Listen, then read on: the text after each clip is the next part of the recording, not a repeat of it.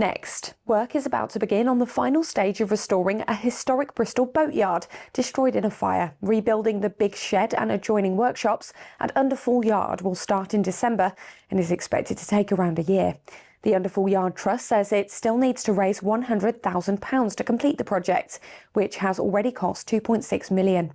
The fire, started by serial arsonist Robert Boyd Stevenson, caused millions of pounds of damage and led to residents being evacuated.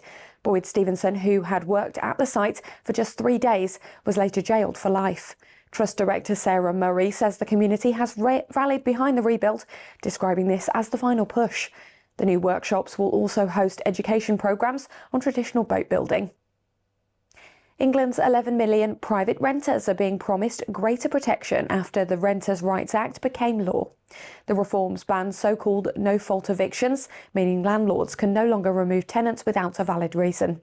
Renters will also gain stronger powers to challenge unfair rent increases and poor housing conditions.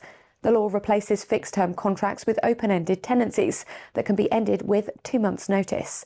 The new rule also prevents landlords from refusing tenants who they believe have children or receive benefits. A national database will register every rental property and create a new ombudsman to handle complaints.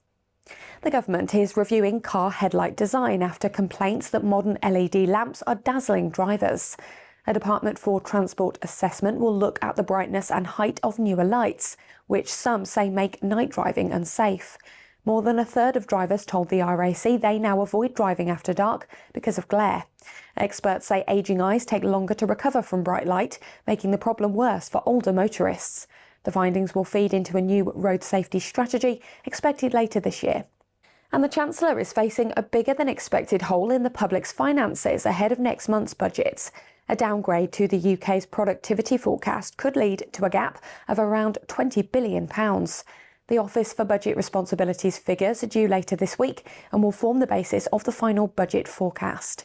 Rachel Reeves has warned that both tax rises and spending cuts remain possible to meet her fiscal rules. Economists say lower productivity means slower growth, which could force tougher decisions on public services.